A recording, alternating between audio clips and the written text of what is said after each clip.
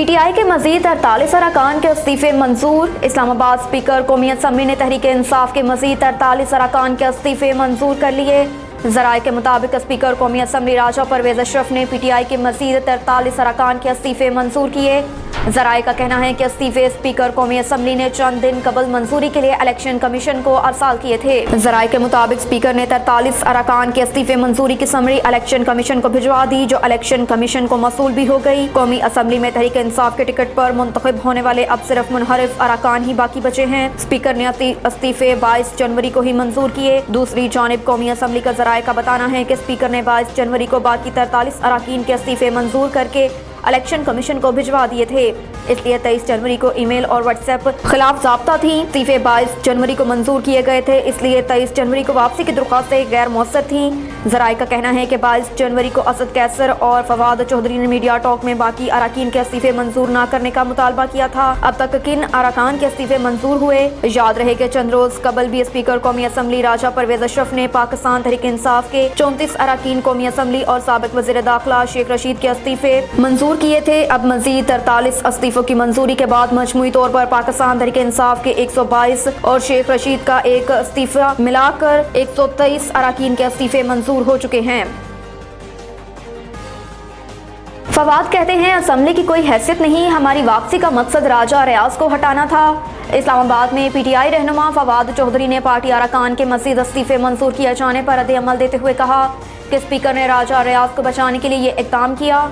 Twitter पर जारी बयान में फवाद चौधरी ने कहा कि महदूद तादाद में असम्बली जाने का मकसद राजा रियाज को अपोजिशन लीडर के ओहदे से फारिग करना था। इस कौमी असम्बली की कोई नुमाइंदा हैसियत नहीं कि उसमें वापस आए। उन्होंने कहा कि इस वक्त शहबाज हुकूमत 172 लोगों की हिमायत खो चुकी है। इम्पोर्टेड वज़ीर आज़म हुकूमत बचाने के लिए लोटों पर इन्हसार कर रहे हैं, जबकि राजा रियाज को बचाने के लिए स्पीकर के इक़दाम के नतीजे में 40% नशिस्तें खाली हो चुकी हैं। फवाद चौधरी का कहना था कि मुल्क इंतखाबात के मजीद करीब आ गया। इस बहरान का वाहिद हल कौमी इंतखाबात हैं। हुकूमत कितना अरसा अवाम से कतराएगी, आखिर फैसला लोगों ने करना है और फैसला वोट से होगा। कराची के मुख्तलिफ इलाकों में 24 घंटों बाद आने वाली बिजली फिर गायब। शहर कायद के मुख्तलिफ इलाकों में 24 घंटे बाद आने वाली बिजली एक मरतबा फिर गायब हो गई। तफसीलात के मुताबिक बिजली बहाली के बाद गुलिस्तान जौहर ब्लॉक 8 में एक बार फिर लोड शेडिंग हुई। इसके अलावा कश्मीर कॉलोनी, अख्तर कॉलोनी समेत BACH और गार्डन के इलाकों में भी बिजली की फ्राहमी मुअत्तल है। इधर मुलेर मॉडल कॉलोनी, रफ़ाए आम, अल-फलाह सोसाइटी में बिजली एक बार फिर गायब हो गई। कश्मीर कॉलोनी, अख्तर कॉलोनी, यासीनाबाद, गुलशन शमीम, लांडी, खुरमाबाद में बिजली मुअत्तल। लियाकताबाद C1 एरिया में 24 घंटे बाद भी बिजली बहाल ना हो सकी।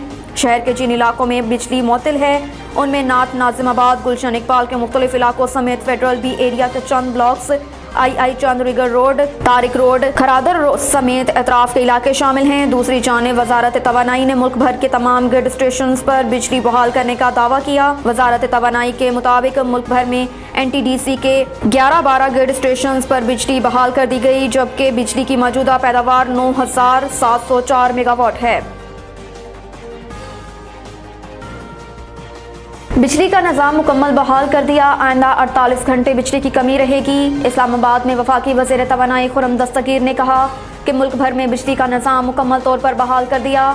इस्लामाबाद में प्रेस कॉन्फ्रेंस करते हुए खुर्रम दस्तगीर ने कहा कि मुल्क में NTDC के 11-12 ग्रिड स्टेशन हैं जिनको बहाल कर दिया गया, जिसके बाद मुल्क भर में बिजली का निज़ाम मुकम्मल बहाल कर दिया। उन्होंने कहा कि गुज़श्ता रोज सुबह 7:30 बजे तकनीकी खराबी हुई, जिसका अभी तक पता नहीं चल सका। वज़ीर तवानाई का कहना है कि जौहरी प्लांट को दोबारा शुरू होने में 24 से 48 घंटे चाहिए, जबकि कोयले के प्लांट को भी 48 घंटे चलाने के लिए दरकार होते हैं। इसलिए अगले 48 घंटों में मुल्क में बिजली की कमी रहेगी, जिस वजह से अगले 48 घंटों में मुल्क में लोड शेडिंग रहेगी। परसों तक सब कुछ बहाल हो जाएगा।